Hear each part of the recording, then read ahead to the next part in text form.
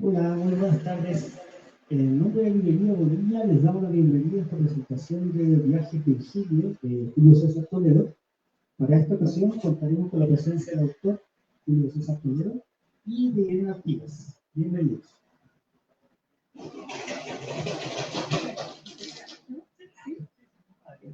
Muchas gracias por la invitación, gracias Julio por darme como la confianza de presentar este libro.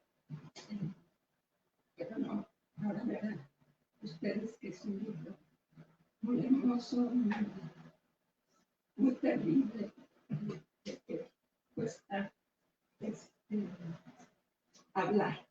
Pero escribí unas páginas y en estas páginas vienen una serie de preguntas que igual podemos después retomar. De acuerdo.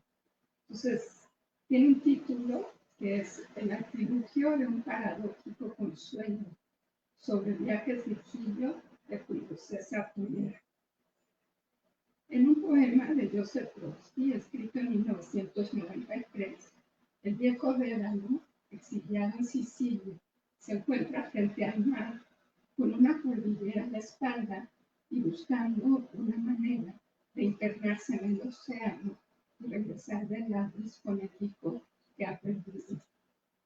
El inventor del laberinto, de la novilla artificial progenitora del Minotauro, que sube y baja, replicado en las olas y las montañas a su espalda, de las alas humanas y según algunos recuentos también del hacha, la sierra, el compás o la plomada, imagina un delgadísimo hilo atado en su tobillo para realizar la tarea.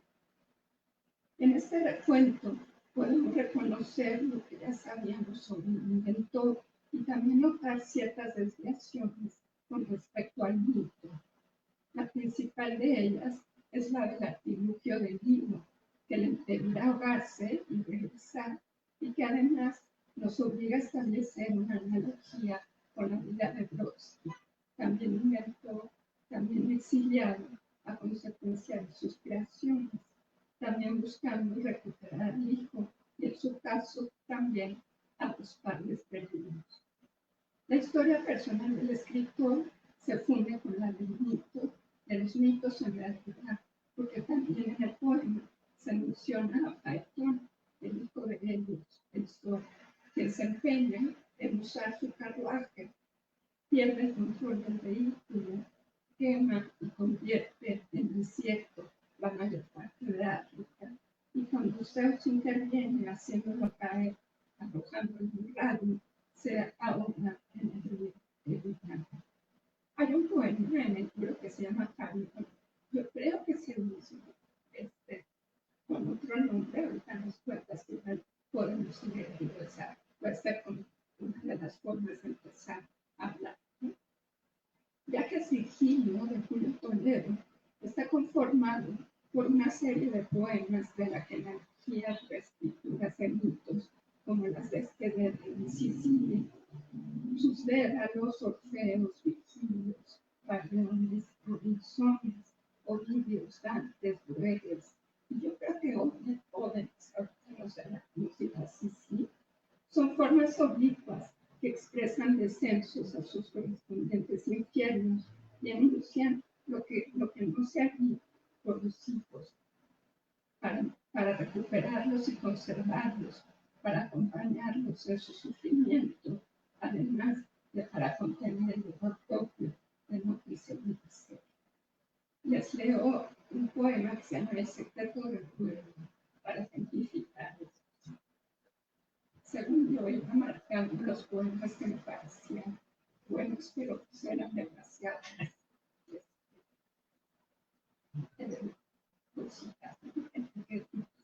Entonces, el secreto del rey. ¿Qué supo Dédalo al mirar el descenso sin remedio de la figura alada que amó?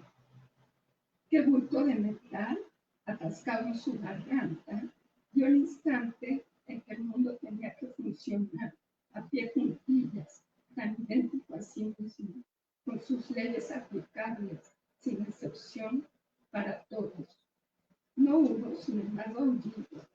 agua se agitó en las tinajas del trigo remojado. El vértigo ovuló en su entrada, una contienda personal, una tragedia minúscula que ocupa únicamente la esquina interior de su paisaje.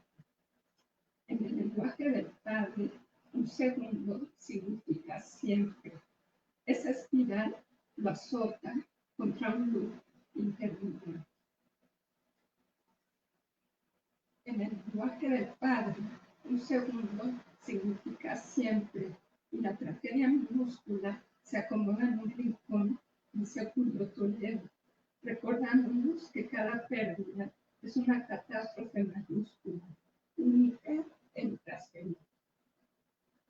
Diversas reescrituras de mitos constituyen la primera sección del libro, que se llama Virgilio Tours, y están intercaladas con otros poemas que mencionan medicamentos, estados clínicos, ortodoncia, termodinámicas, tratamientos, y aquí cito unos poemas, arsenales de nobles corrientes, términos que no hay traducción. Como se lee el poema este que decía, que es el número 2 y que está escrito en cursivas. Esta serie busca respuestas a situaciones irresolubles e inexpresables de una forma que también puede llamar oblicua.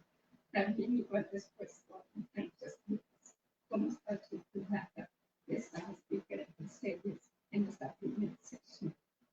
Insulina shock, sintaxis de la glucosa, no paréntesis, teoría del lenguaje, teoría literaria, tatuaje de flores, se suman al esfuerzo de contar la historia a través de los mitos y me recuerdan otros esfuerzos de vivir los mundos en un libro, como el de Carson en Knox, donde se cuestiona constantemente a sí misma y la posibilidad real de expresar lo que se siente ante el sufrimiento y la pérdida de un ser querido, además de toda la complejidad de los sentimientos humanos. En Knox, las posibilidades de combinación entre traducción, glosas, comentarios, fragmentos de otros textos, fotografías, son una exploración de procedimiento para cumplir con la necesidad y la obligación de acompañar y recordar a alguien cercano perdido.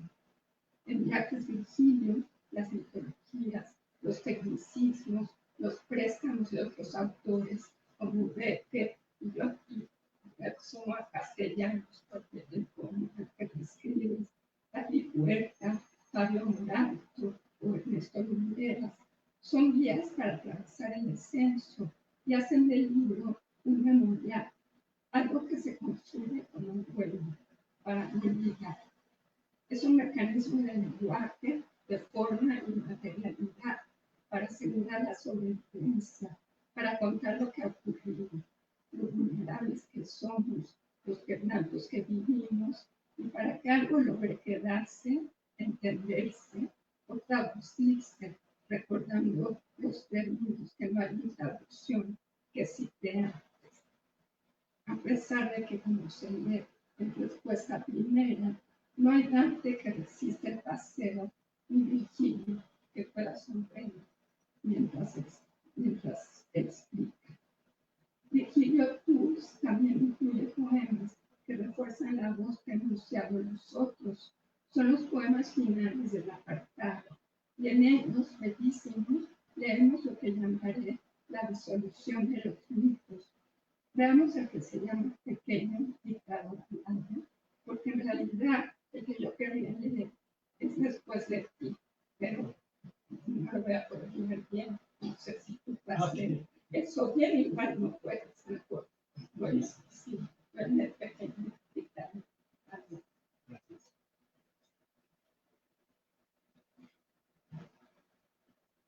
Dice, ¿quién te llamó? Bajo el influjo de qué espasmo reaccionaste para voltear, seguro de que el nombre agudo que destrozó el aire era tu nombre. ¿Con qué arrogante confianza decidiste poblar signos, igual que cada poro de tu insomnio? Más aún, expropiaste para ti la amarga desazón de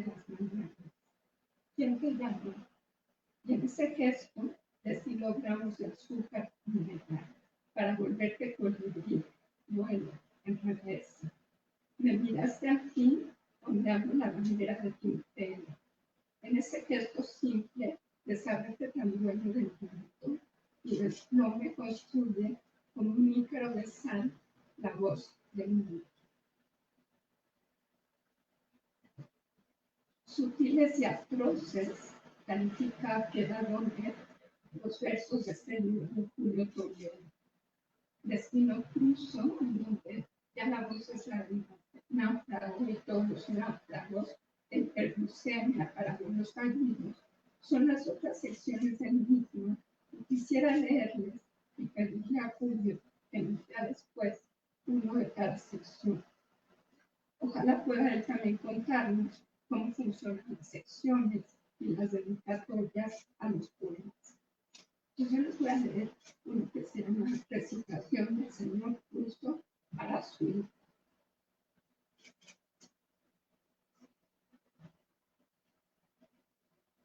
Que además de este título que tiene para su hijo entre paréntesis, tiene una dedicatoria que es para Andrés. Dice: la tormenta, Dios con fiebre que asesta relámpagos de venus, astigando en los solados filamentos mástiles, gallas y tupantes, la espesura, tu torrente bajando en tsunami a un abisal desconocido, donde peces de luz propia acechan. La dulce arena es paradójico consuelo. Muy bien lo del desastre, menuda salida para impresionar. También aplaudo la pobreza, pero soy yo. Aquí no caben poemas ni canción, quien lidia con tu muerte. El soliloquio sideral recoge terroncitos de tu isla, pasando a Andes o no, al calor de tu fiesta de temblores. En tanto, harto de salud, ejecuto mano dócil la enérgica invocación de la gloria.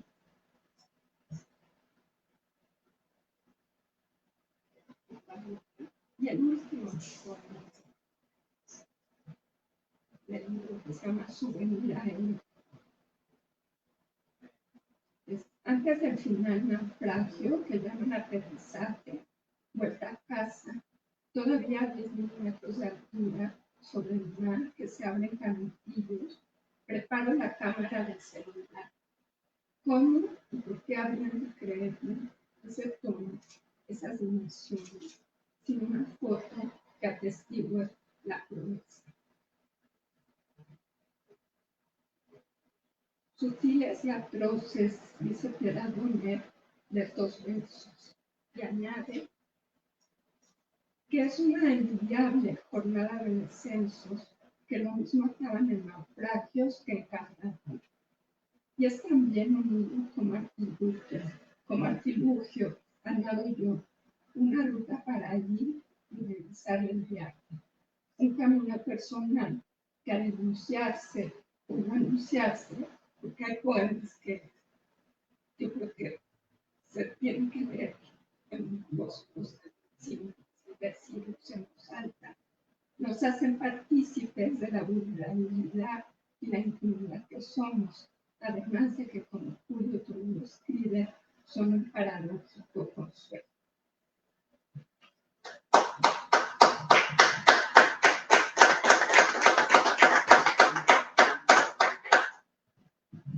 Muchísimas gracias, Irene, por la generosa y profundísima lectura que hiciste en el libro. De verdad estoy muy agradecido por la lectura, por el espacio, por que estés aquí el día de hoy. Gracias a la librería Bonilla por el espacio, a Mantis por hacer posible la aparición de este libro, a Luis Armenta Malpica, a quien le mando todo mi cariño y todo mi agradecimiento. Voy a empezar a hablar un poco sobre las preguntas que arrojaste, las primeras que tienen que ver con el mito. No sé si la aparición de los mitos en el libro es un trabajo consciente, más bien creo que fueron apareciendo irremediablemente porque frente a la imposibilidad de decir lo que quería decir cuando empecé a escribir este libro, quizás solo la referencia del mito me permitía encontrar la metáfora, sí, el camino simbólico para volverlo asequible y no terminar llorando cada vez que empezaba una página. Aún así, cada vez que empecé una página de este libro, terminé llorando, y cada vez además que leo las páginas de este libro, termino llorando. Es un libro que se fue formando de manera rara, porque no me di cuenta que estaba escribiendo un libro sobre esto, que ahora explico un poco sobre la anécdota detrás, sino hasta mucho tiempo después. Cuando descubrí que el hilo conductor de estos poemas era la condición médica con la que vive mi hijo, que es absolutamente dolorosa para mí, pero que además no es mía, no es mi historia. Entonces, un poco desde ahí fue que empecé a escribir este libro. Y me enorgullece mucho, me da mucho gusto que hayas encontrado ahí algunos giros como Farión, que efectivamente tiene un poco, rescata un poco del mito que tú pones sobre la mesa, y que no quise hacer tan evidente, porque además Farión es un nombre que viene de la tradición islámica, es un ángel islámico, cuyo mito se cruza con este otro. Entonces, bueno, nada, eso me parece que es un hallazgo tuyo, que solo habla, pues, por supuesto, de tu capacidad y de tus referentes. Hablabas de Odense y creo que nunca pensé en Odense, pero que ahora que lo dices, me parece casi vergonzoso no haber pasado por ahí a la hora de construir este libro. Las secciones están construidas, no sé si... también yo debo decir, antes de continuar, que yo soy un poeta, un escritor bastante carente de método. Escribo eso sin ningún método, soy casi un diletante, solo porque llevo demasiados años siendo un diletante. Hoy me puedo decir escritor, pero si no fuera por eso no lo sería. Y entonces, claro, no hubo un proyecto para construir las secciones. Solo me di cuenta en algún punto que todos los poemas que hablan sobre el mito tenían algo de terrestre, y más que terrestre, algo de infernal, digamos, ¿no? Algo de descenso a los infiernos. Y hasta ese momento fue que pensé en Virgilio, en el Virgilio de Dante específicamente, para seguir estructurando el libro, ¿no? Y luego la segunda parte, que tiene que ver con los naufragios, Destino Crusoe, son poemas que tienen que ver evidentemente con el mar, en el mar tanto vehículo del naufragio. Y luego, casi por obligación, la tercera parte tenía que hablar del aire. Y aquí debo decir que me arrepiento un poco, porque mi primer libro de poemas, que se llama Quicio, que está editado por Tierra Adentro, un libro inconseguible por fortuna, está estructurado de manera muy parecida. Tiene solamente 2 secciones ese libro, y uno habla de la tierra, es un libro que habla sobre el desierto, y el otro habla sobre el aire, ¿no? Entonces, hasta que terminé de escribir estos últimos poemas, que se llaman Hiperglucemias para abuelos fallidos, me di cuenta que se parecía mucho a la estructura de ese primer libro. En mi defensa, hace muchos años que escribí ese libro y no lo he vuelto a releer. Entonces, pues nada, eso. Y lo que sí, más bien, es que intenté construir un poco emulando las jornadas que tienen que ver con las altas y bajas de la glucosa, que es una de las consecuencias de la condición con la que vive mi hijo. Y entonces me parecía muy bien que el descenso a los infiernos iniciara, insisto, trabajando la metáfora de las hipoglucemias, y me parecía que había que terminar con las hiperglucemias, ¿no? con las subidas. Si tienes, por ejemplo, un poema que se llama A veces mismos, que dice con David, sí. Y así tienes otro, creo que es con Pablo. Con Pablo, sí. Pero ahí sí no alcanzo a entender, porque es horrible estar aquí preguntando. ¿Por qué? Porque dices que así. Sí, fíjate que en un par de presentaciones que hemos tenido sobre este libro, hablo siempre de Avances Diurnos, que dice que tiene una dedicatoria rara, que dice con David Huerta, porque ese poema, y lo digo siempre un poco en broma, pero no tan en broma, como dicen ahora, es broma, pero si quieres no es broma, que es un poema que le robé a David. Afortunadamente se lo pude decir antes de que muriera, pero es que David tiene un poema que se llama Avances Nocturnos y que habla de su padre. Y prácticamente me lo plagié, ¿no? O sea, solo cambié un poco la perspectiva del poema y si ustedes buscan el poema de David que se llama Avances Nocturnos, verán que es prácticamente, el mío es prácticamente un plagio. Y si quieren ahorita me gustaría leerlo. Luego, pero quiero hablar del de Fabio Moravito, porque no solo es una especie como de homenaje a Fabio, porque además yo a David sí lo conocía, pero a Fabio no, hasta hace muy poco que conocí en persona a Fabio Moravito, porque un texto que fue para mí fundamental en la construcción de este poema en particular, que se llama El error de Samael, fue un cuento maravilloso de Fabio Moravito que se llama La cigala, que habla sobre algunas cuestiones, sobre todo algunos hoyos que provoca el lenguaje. Es un cuento maravilloso. Y cuando yo escribía este poema, que es una paráfrasis de La isla de los pingüinos, algo que me regresaba siempre a la cabeza era cómo hay algunos textos, dice Fabio en ese cuento, algunos textos que te jalan, que te comen y no te dejan nunca salir de ellos. Y para mí eso era el enfrentarme a este texto. Y por eso está dedicado a Fabio.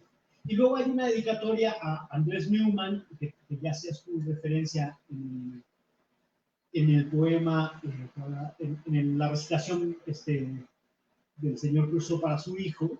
Y esa dedicatoria para Andrés es solamente por la generosidad que tuvo de leer este libro antes de que se publicara, y porque a mí me une con Andrés muchas discusiones que hemos tenido sobre la paternidad, sobre cómo entender la paternidad, que es uno de los temas recurrentes en al menos los últimos libros de Andrés, y es un tema recurrente en todos mis libros, ¿no? Cosa que no hago de manera consciente, debo decir, pero pues me atraviesa la paternidad, no puedo evitarlo, y pues nada, eso. Y justo voy a aprovechar un poco que hablé de la paternidad para hablar de estos poemas que están numerados y que están escritos en cursivas, de los que ya se hace algo de referencia, y que son justamente un intento muy pedestre y muy descarado de mi parte de darle voz a ese yo poético de este libro, que es un hijo.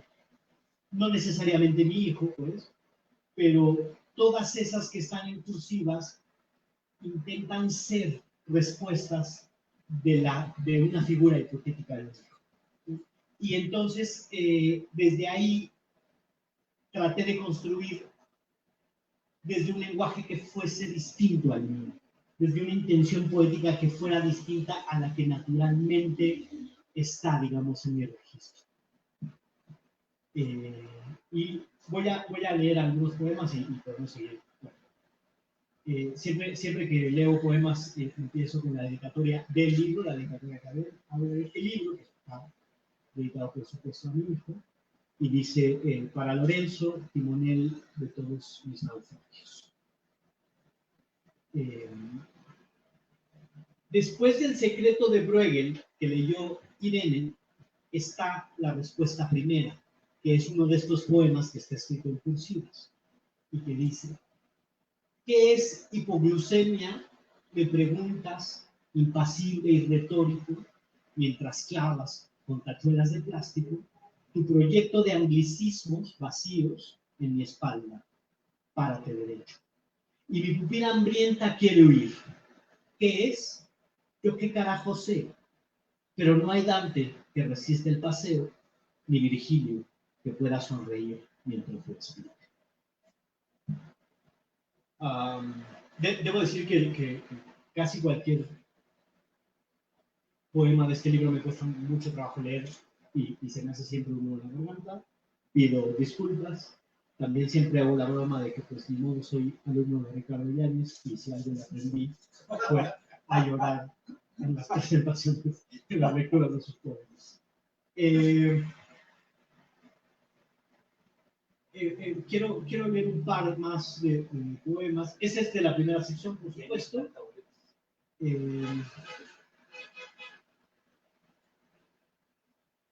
Bueno, quiero leer pues Avances Diurnos, ya que hablamos de él. Avances Diurnos con David Huerta.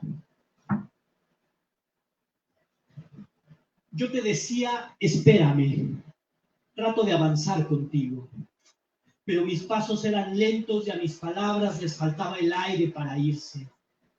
Insistía en levantar la vista para calcular la distancia que ya no se sentía y trataba de no agitarme para hablarte y dar señales de mí, de qué tan atrás de ti me encontraba.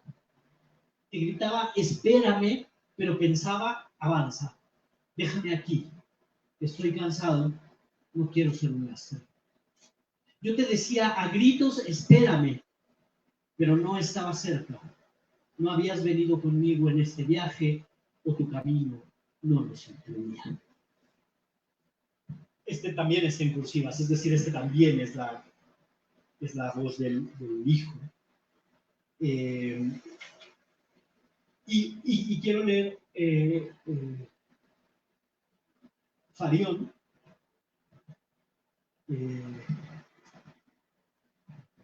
que este habla, pues tiene un poco como de la voz del padre,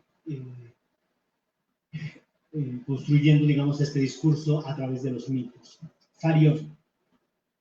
¿Cuál ángel de qué infierno o tradición condensó antes de nacer tu sangre, atávica receta en cuero, para extraer la espesura de lo dulce, unir en uno postre y víctima, azúcar conseguida al condensar la sangre de un neonato de las múltiples esencias extraídas de la carne?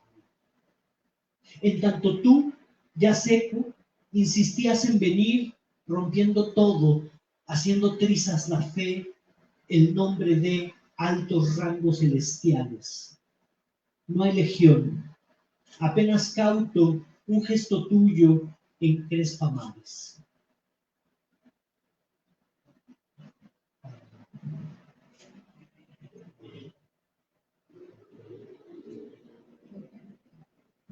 Teoría literaria,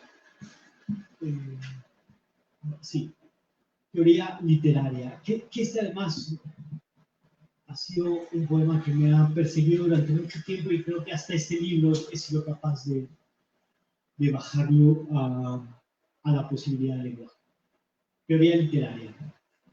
Una gota de tu sangre es un torrente, me inunda y me ciega, y tu piel, delgado papel blanco, donde escribo cosas sin importancia, a tinta roja subrayo neologismos, temeroso de romperla y dejarla abierta. ¿Qué parásito o pandemia te poseerá en mi culpa? ¿Dónde la vacuna que te mantenga a salvo? La fe que ordene a tu favor gramática y sintaxis. Todos estos siguen siendo de la primera sección. Bueno, voy a leer este poema porque quiero hacer el esfuerzo de leerlo, que se llama La imposibilidad suprema. Este es quizá el poema más difícil de escribir a lo largo de toda mi vida. Se llama La imposibilidad suprema porque existe una figura jurídica que se llama que es la posibilidad suprema y que es la posibilidad de preservar la vida de los seres humanos antes de cualquier cosa. Y en un acto paradójico yo intentaba escribir lo contrario, es decir, defender la posibilidad de no conservar la vida. Pero como habla sobre mi hijo, fue un poema que escribí, borré, en fin, ¿no? Ha sido un poema dificilísimo para mí y que traté de aminorar la carga anímica y bastante cursi, pero anímica, al fin, con un epígrafe de Fito Páez que dice: bienvenido a casa, el barrio está que quema. Si un viernes fumando sobre el césped donde no estaré, tienes como epifanía la idea genial para ti de acabar con tu vida en ese momento. Si las yemas de tus dedos se incendian otra vez como un infierno. Si en tu tórax la noche frena la respiración y rompe huesos, y el día no es bálsamo, sino un puente de horrores que hizo el temporal añicos. No mires nuestras fotos ni recuerdes parques felices donde fuimos. No llames. Pienses lo que pienses, no llames. No imagines mi piel flameando en pira eterna. Haz lo tuyo, tú solo. Haz ahora sí lo que te dé la gana. Que no sea yo quien te arroje o te detenga. Ala el gatillo. Toma píldoras. Pasa por tus venas, patín en vado, la navaja.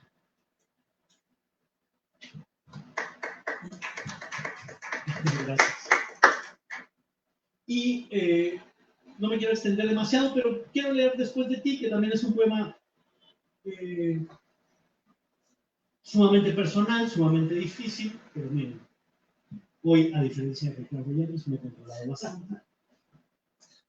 Después de ti, iba a recordar tu nombre, a decir tu nombre, a atragantarme con el dolor de tu nombre, a llamarte. Al llamarte, horadaría mi piel 30 minutos cada hora. Las letras de tu nombre, ateridas en mi voz pequeña, harían circo de aburridos payasos con tu nombre.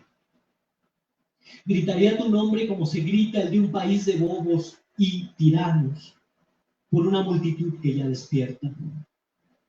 Húmedo del mar que te adolece, del riachuelo al que jamás volviste, lágrimas que suben desafiando gravedades, estúpidas, tardías. Me guardaría para mí como un avaro, ladrón, tu álgido nombre de almíbar, tus ojos brillando en la saudade de la infancia, que también te llama. Luego, el silencio me devolvería mis 30 minutos de cambio, usaría cada uno para recuperar el aliento, maldecir sin aire, secos mis pulmones, y volver a empezar.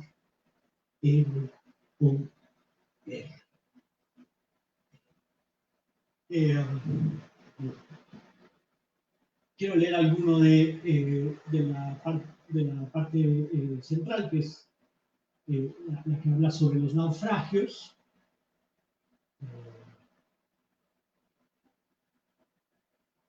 Que tiene quizá otro tono menos menos tremendo, con un poco más de humor, si es que eso es posible. Pues nada, quiero leer esto que se llama Anacrónica. Robinson, te compadezco, con tus barbas nazarenas y harapos de longevo, con tu media luna en la noche tropical como única lámpara que alumbra la nostalgia que da el vaivén de los restos de madera que fueron tu bote. Compadezco tus ojos, tu porvenir de playa virgen, lluvia de monzón desconocida, tu recuerdo de varsoviana bailada con uniforme de capitán. Mientras las muchachas de tu edad en un parque ensayan audaces pasos de reggaetón.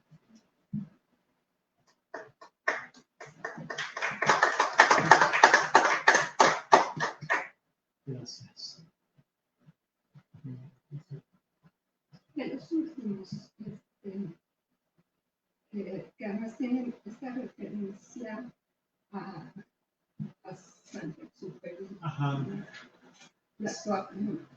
Y a su avión, sí, justo el último apartado, voy a leer un par, sí, que tienen como referencias muy específicas. El primero se llama Challenger y habla, pues eso, sobre el vuelo Challenger, el vuelo espacial que además yo lo vi cuando niño, entonces es un recuerdo que tengo de manera muy clavado en la memoria, como algo muy impresionante. Challenger. Como si fueras únicamente los gramos del azúcar, caes de ti hacia tu fondo. Mientras contemplo el espectáculo de horrores desde la estupidez que siembra un salto en la silla acoginada. El fuego pancreático te enciende, eres un escorpión de llamarada, promesa de vuelo, que es capítulo crucial en el anal de los errores. El segundo, que es el que hablaba ahí Irene, se llama Lighting P38F5D, de reconocimiento, que es el nombre y la denominación técnica del avión de Saint-Exupéry en el que se perdió. Una pulsera de metal grita entre corrientes Saint-Exupéry. Trozos de un P-38 atestiguaban que cayó. Pilotos soñando elefantes y corderos creyeron que su fe en la humanidad heredaría cabriolas. Arriba de 180 miligramos de altura, armado o desnudo, párrafo tras párrafo inundado de instrumentos, no existe tampoco pista o continente. Habrá que bajar, caer, volver. El fondo del mar con su salitre no da tregua ni permite que florezca ninguna imaginación. Y para terminar voy a leer que me gusta mucho, que se llama Hudson 2009 y que hace referencia a ese vuelo que tuvo que acuatizar en el río Hudson en Nueva York, que después hicieron películas y tal, pero que también fue para mí una experiencia que no es que yo estuviera ahí, pero fue una experiencia haber conocido la noticia. Hudson 2009. Vuelo 1549 con destino a Charlotte, nada que reportar. Despegue común. Incluso algún pasajero, él sabe quién, aventuró un whisky a media tarde. Fragmentada en enseres traía cada pasajero maleta su historia. Pasadas las 3 de la vida, siempre una bandada de patos les dio una enseñanza. No hubo ningún muerto y tripulación y piloto fueron condecorados. Pero todo viajero, a la misma hora de enero, siente fríos y mojados los pies. Certeza del descenso. Como única opción de permanencia, en la celebración que artificiosamente los demás añoran. Saben del milagro catastrófico de la superficie, de la trivial estimación por estar vivos y las plumas pedagógicas de esa parvada a la que llaman Dios.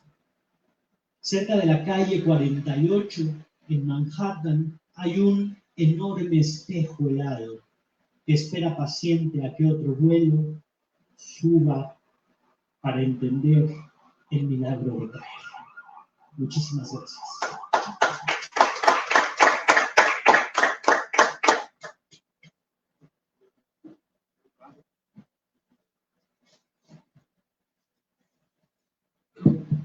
Bueno, aprovechando que está la doctora acá, está la señora Díaz, quería consultar si alguna persona quiere hacer alguna consulta, pregunta.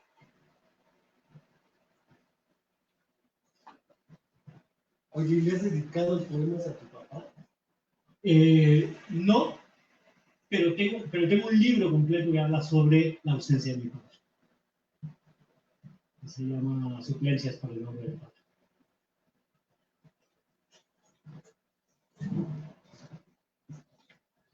Bueno, en nombre de Librería Rodillo, queremos agradecer a Julio César Toledo y a Irene Artigas por esta presentación de Viaje Virgilio, también aquí a las personas que asistieron y a las que nos siguieron por nuestras redes sociales. Muy buenas tardes.